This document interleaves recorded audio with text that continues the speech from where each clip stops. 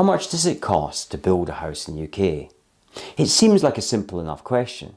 And yet when you look at property forums, you'll see a wide range of prices. I've seen them go as little as £400 a square metre up to multiple thousands of pounds per square metre. Why such a wide margin of prices do people quote? It's very confusing. And in this video, I'm going to give you 5 principles which will help you understand your costs in terms of building a house. Hi, my name is Jim J. Davidson and I've been involved in property since 1973 when my brother and I purchased a flat in the student area of Edinburgh. Ever since then, I've been interested in property as a form of wealth creation. My current company, Fineside Developments, was established in 2003 and completed its first new build in 2006. And I hope you will join me on this journey as perhaps you start your own property journey. For context, we are in the plan it phase and the arrange stage. So why is this important? Well, if you're a property developer, you're in a business and the business needs to make a profit in order to survive. Get the costings wrong and you could potentially be out of business.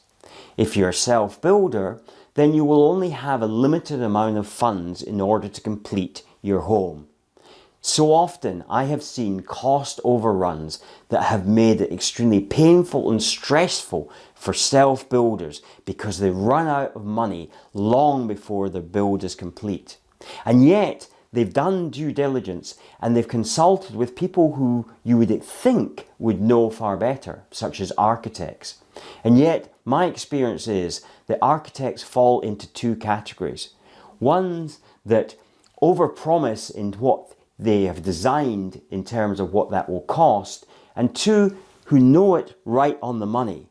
So you need to be very careful in having that initial discussion with your architect. When I talked about the context of this video, I said this was in the plan it phase and the arrange stage.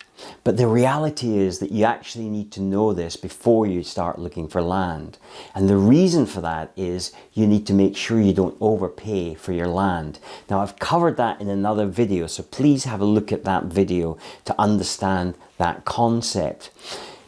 But in this video, we're going to talk about 5 principles which will help you determine some of your build costs, because that's fundamentally what we're trying to do in this video. We cover this in much greater detail when we'll launch the app, and if you haven't already registered for that, then I suggest you do that. You'll find a link in the header of this YouTube channel if you're on desktop, and if you're on any other module such as an iPad or phone, you'll find also a link in the description of this video, and in fact most of the videos now. So the first thing is what's included in the build cost, and this leads to a lot of confusion because some people will talk about the actual build cost, in other words from foundations to the completion of the job. And then other people will talk about all the costs associated with the build, and that will include from the initial buying of the land, the solicitor's costs, to as a developer selling on, in other words the estate agent's fees and solicitors selling fees. In other words, every cost involved from hiring, scaffolding, including plant. So you can see there straight away that there could be some confusion. So you have to define what your costs are and how you're going to approach it. And that's for you to decide how you're going to do that. But my preference is to have a build cost so that I know roughly how much it's going to cost for me to put it onto any piece of land, and then have a separate costing for the additional things because they will vary site by site. And I've got other videos on how to assess land properly, and part of that is to do with the plot checklist, and you can get a copy of the plot checklist. There's a link in the description box below which will detail for you some of the other cost implications that you could encounter in buying the piece of land, which is all part of the whole build process and part of the costing, but they will vary from site to site, and it's very important that you know those before you determine what the price of that site is and how much it's worth to you, so that you don't overpay for that. So the second thing we're going to talk about is the build method. Now, I'm not talking about in terms of whether it's a timber frame kit, or whether this is a blockwork kit, or whether it's built with brick, or whether it's built with straw, or whatever variations that you might want to throw into the mix. They are obviously cost implications, but I'm talking about how the process of building that house is going to be managed. Now, at one end of the spectrum, you'll have a main contractor that you simply turn the whole project over to, and they simply hand you the keys at the end of the build, whether you're a developer or whether you are a self-builder. And then at the very other end of that spectrum, you have you project managing it, and as a self-builder, perhaps maybe even doing some of the work, but they will have implications on your build costs. Now, naturally, if you're a developer, you shouldn't actually be undertaking any of the building, because that's not the best use of your time. Your best use of time is actually finding land, so for your next project. So depending on how much of that responsibility you're going to take into account. Now, if you are a developer, you really should be managing the project yourself. And that is time consuming. Let's be honest about this. And it's very time consuming, because you are going to be ordering all the materials, you're going to be sourcing all the materials, you're going to be negotiating the prices on the materials, and you're going to be subcontracting the labor. The second way you could do it is that you could have supply and fix. In other words, you subcontract the labor and have them supply the materials. That's going to add to your costs, because they're having to do that project management responsibility themselves. So they're having to source the materials, they're having to order it, invoice it, pay for them, and then re-invoice you. So they're going to add a markup on there.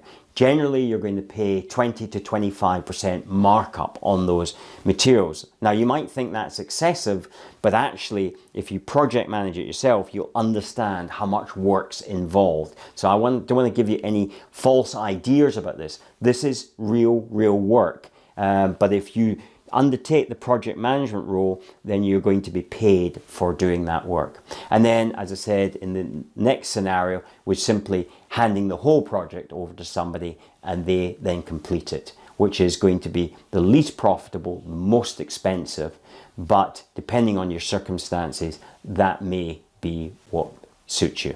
Then the third thing that we come into is design complexity. So, if we take a rectangular box, that is the simplest structure to build. In other words, a two-story house with a straight roof on it, and inside you just have straight staircases, partition walls. The thing is, we've built those type of houses, and they were the council houses we built after the Second World War. And I think you'll agree, they're not very attractive. So clearly, although that's the cheapest method to build, you are probably going to want to build something better than that. If you're a developer, you're certainly going to want to build something like that, because most people are not going to want to move into that type of house. And if you are a self-builder, then you really have probably got much grander dreams, because that's why you're self-building in the first place, and you're dissatisfied what's churned out by the main large building companies. So anytime you turn a corner, so if you say just simply put a porch on there, that's going to add to the cost. Anytime you have something poking through a roof structure, so if we imagine that we have a roof here, let's just say these are tiles, and you need to get light into that, so let's say you're building perhaps a 1.5 story house, then the most cost effective would to be have a skylight. But or like a Velux window. However, it'd be far better to have something like a dormer, which then pokes out, and this is quite intricate and it's time consuming, and so therefore when it becomes time consuming, your labor costs go up. So in terms of the actual design, this is where you have to really understand what the different cost implications are for the different things that you want to do in terms of just the sheer basic shape of your house. So the fourth and fifth cost implication are finishes. So first of all, we will look at external finishes. And when you look at this picture here, you will see that the lower part of the house has stonework, which is not only expensive to apply, but also expensive in terms of materials. And the costing on this particular house for just the stonework itself and then the copings was in excess of 20,000. And then you look at the larch cladding, and by the time you've actually finished all of this, you're probably talking of somewhere between 30 and 40,000 pounds additional expenditure.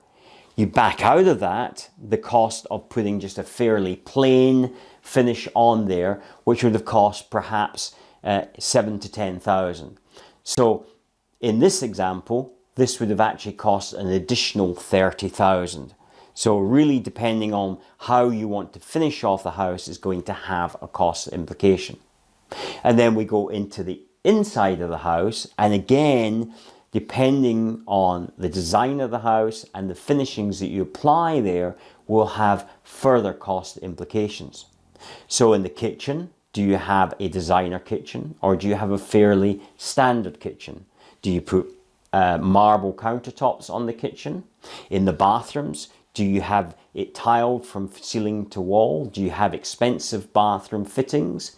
The doors in the house, the internal doors, are they just a simple white wood that's painted, or do you have oak finishings? Again, they will add to your cost implications. Is your staircase a straight staircase made out of pine, which is then painted, which would perhaps only be £300 or £400 plus the cost of painting it? Or is it an oak staircase, which then it needs to be finished and is a much more expensive material? Does it have a turn in it, which again adds to the cost? Do you have partial oak or do you have full oak? All of these are cost implications, which could mean that your staircase goes from a few £100s to many thousands of pounds, or perhaps it's got glass. So all of these finishes make a difference. What's the flooring? Is it carpet or is it a wooden flooring, which could be, again, very, very expensive? So what you choose inside your house also has cost implications. Now you're maybe starting to see why it's very difficult to give a definitive figure and why you shouldn't rely on what other people tell you. You really have to get down to nail these figures down so that you truly understand what the costs are. As I've said before, we're going to be addressing some of these issues in our membership app once it launches later this year. So if you haven't already subscribed to that, then please subscribe to that now by going to the top header if you're on desktop, or going into the description below where you'll find a link. I hope you found this video useful. It's probably created more questions for you than answers, but I'm sure you appreciate this is a very, very big subject, and it's one that you really have to nail down at the start of your build process. Of course, as you become a seasoned property developer, you'll have a good handle on these figures, and while there'll be variations from site to site, you'll at least know what amount you can expect. But it's also why you can't rely on other people's figures, because there's too many variables involved. I hope you will join me on future videos, and I look forward to accompanying you on your property journey. Thank you for watching. Subscribe for more videos, then click to watch the next video. Please remember to visit our website at builditandprosper.com, Together app, or click on the button on the YouTube header if you're on desktop.